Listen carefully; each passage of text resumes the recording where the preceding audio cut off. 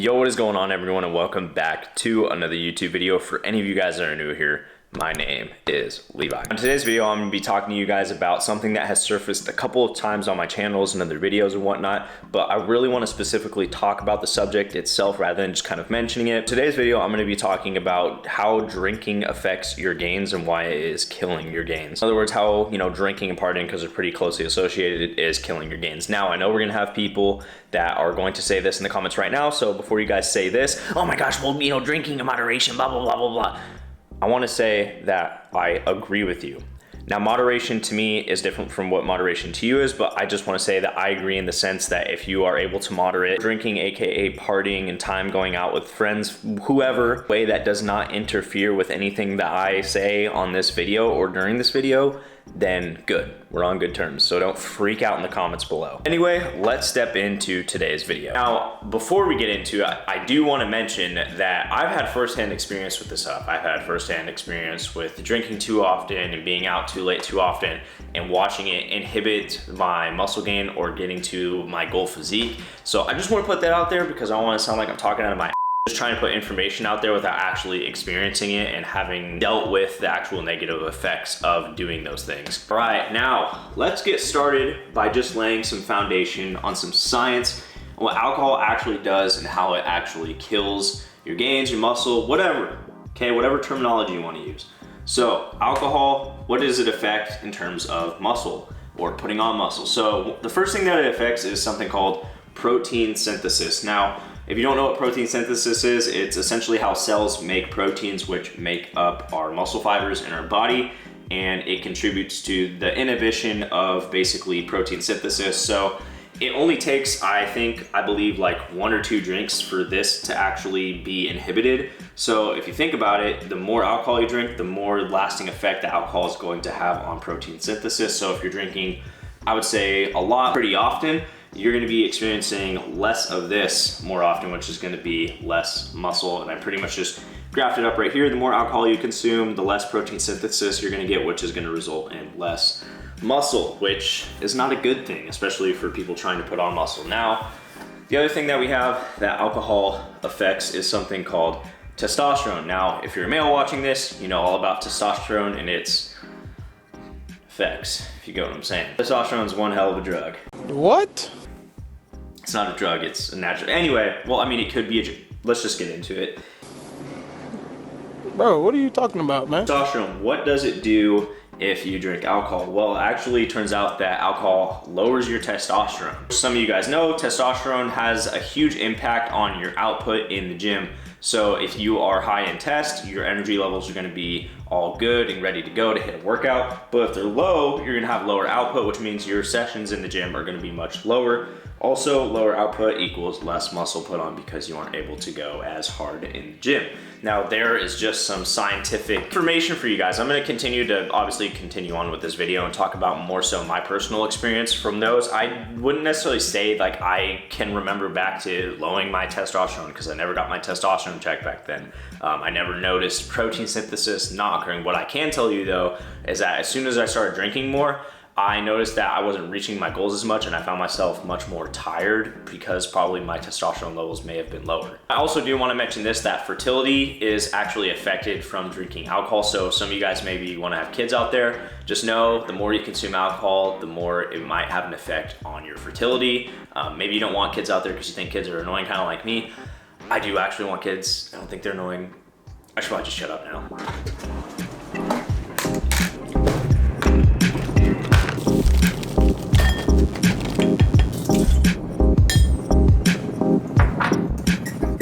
So I don't know how many of you guys have tried this before. Some of you guys know on my channel I am obsessed with Kodiak kicks, but something I've been doing recently because they have this big old box at Costco here, and it's 3 boxes of the regular size, but in just one big box for only $9. If you guys know how expensive those things are, they're like $6 for 1 box somewhere else. I think they're like $8 at the Safeway that I'm near. I've been mixing blueberries in with it, and not only does it turn it blue, but it also tastes way better just having blueberries in there, especially with like that plain flavor. Since we're on the topic of food right now and kind of consumption, I want to talk about alcohol consumption. Not that it relates to the whole like killing your gains aspect, which this video is about, but I want to show you guys how easily alcohol really adds up. So each drink that you pretty much order is about a shot and a half of alcohol, and each shot of alcohol is about 100 calories, give or take. So a shot and a half would be about 150 calories. Just say you go and order 3 drinks, so that's about 450 calories right there, and then add all the sugar to all the drinks that you're getting, because you're probably not just ordering shot after shot, and if you are, you're insane. Let's add another 400 calories of sugar in there. We're at about 850 calories, almost 1,000 calories, and then let's just say you get something to eat. If you get something to eat anywhere on about, you're usually not getting something that's lower than 1,000 calories, considering all the things that they cook in oil, butter, and all of that. So you're almost having 2,000 calories on top of what you've already eaten throughout the day. So just think about that in terms of consumption. And by the way, alcohol is empty calories, so those calories aren't being used up to build muscle or anything. They're empty, so they're going directly to where? Well, not necessarily belly. It's going to fat, which is distributed different places for everyone. Man, these things are fire. But another reason that drinking and partying is taking away from your gains is because it's associating you around people that are drinking and partying often as well. There's that whole saying like birds that flock together. I don't know, something about birds and them flocking together. Essentially, it means like the people you associate with, you become the most like. So when you're going out and partying and whatnot, you most likely have friends that go out and party. I think it's really rare that someone just goes by themselves and just goes out and parties and doesn't know anyone that they're going and partying with. You might be like, okay, well, the person isn't necessarily having a direct impact on their gains, but at the same time, it actually kind of is, because you do become the people that you hang around the most. So if you're hanging around people that are drinking and partying all the time, you're most likely gonna do that. And if you decide to stop, that temptation's always going to be there, and you are likely to fall into that temptation if you continue to hang around those people. And with the side effects that we already talked about in the beginning of this video with how alcohol affects, putting on muscle and whatnot, those habits that those people are continuously doing are going to negatively impact you, because they're going to be habits that you continue doing. My personal experience, it's been hard to let go of people that do that stuff, but then at the end of the day, you have to ask yourself, like, what are my goals? What are my intentions? If they're opposite of what you're trying to accomplish, gone.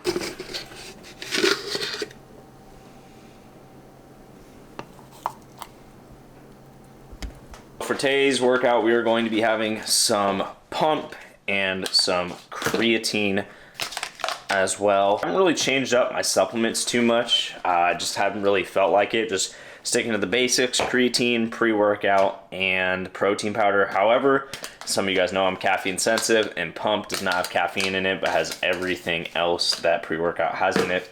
If you guys are interested at all, code Levi will save you 10% off at Transparent Labs. We're gonna be working out with Bubba tonight.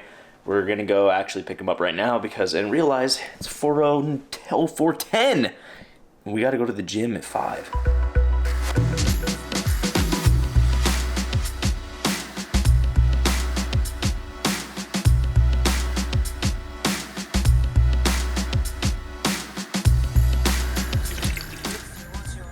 Well, Levi, but I thought you don't drink caffeine. I don't. But for a limited time one use, we drink caffeine. Never drink caffeine, especially at night, because it messes with your circadian rhythm and everything, but I guess we're messing with it for tonight. I just really needed it for tonight's workout. I was feeling extremely exhausted and I wanted a good workout, so this definitely not a healthy suggestion. I know tons of people do it and don't really consider unhealthy, and I know I'm talking kind of about health in this, but this is a very once in a while thing. But when's the last time you see me drink caffeine before a workout? I don't remember. It's probably never, because it never happens. Yeah. So that's how long it's been. Probably not even finished this. Only about halfway down right now. We're gonna go in there. Let me turn this off. So we're gonna hit a 5x5 for 85%. It's gonna be pretty good. I think I'm gonna do 285 and try to hit that for 5. I'm not too sure if I can yet still.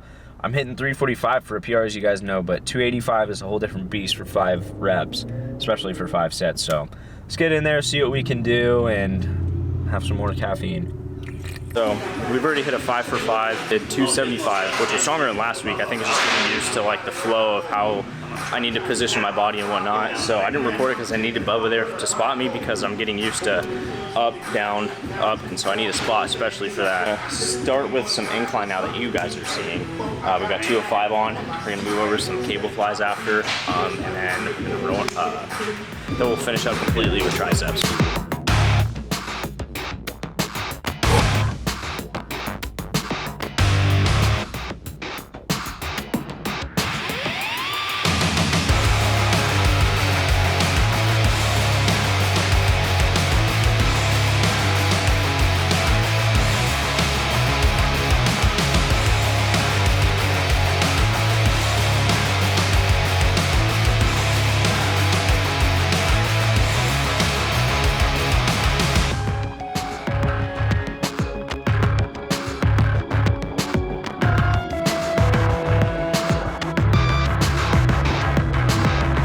Oh, Bubba. Yeah. You left some shit over there, dude. Dude, tell me where. Oh, dude. Oh, dude, no way. Dude. Stealing stuff in my bag? Yeah. Oh, my car keys. Oh, dude, those are my keys. In my wallet. I don't know what I'm on, but Bubba and I just finished a workout. First time him doing a 5x5 today. It was pretty intense, right? Yeah. What would you rate that compared to everything else? Was it probably the hardest that we've done? Yeah. For sure. 5x5 is no joke, especially at 85%. Oh, that actually, yeah, that fifth set is like strong throughout all four, and then that fifth one, it's just because your body gets accustomed to doing 4 sets, and on that fifth one, it's like, whoa, what are we doing? So definitely incorporate if you're trying to put on strength. I put up my powerlifting program again. I'm actually gonna make a video breaking it all down soon, so stay tuned for that. But until the next time.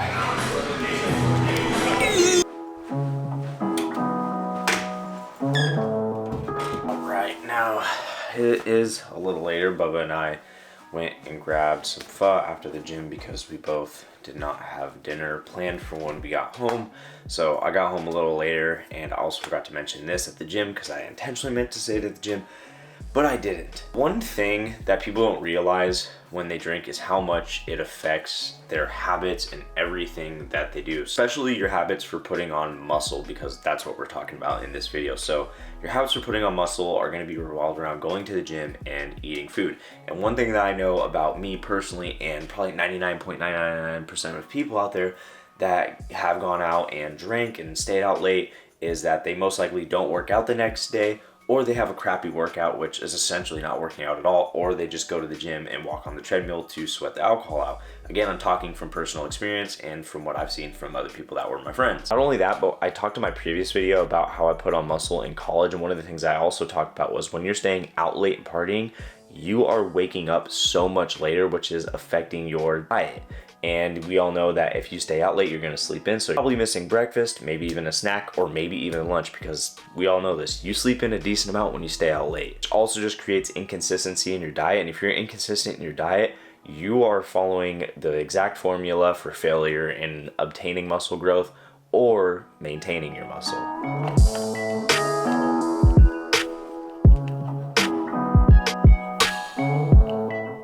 Alright, well, I'm about to go to bed and end this video, but before I go to bed or end this video, I want to leave you guys off with my next reason as to why alcohol and staying out late basically kills your gains. And it is going to do with sleep. A lot of times people think, oh, alcohol makes me sleepier, so it must make me sleep better. And that's not the case. There have been studies that have actually been done to see how alcohol affects your sleep, and it affects your REM cycle of sleep, or disrupts your REM cycle of sleep.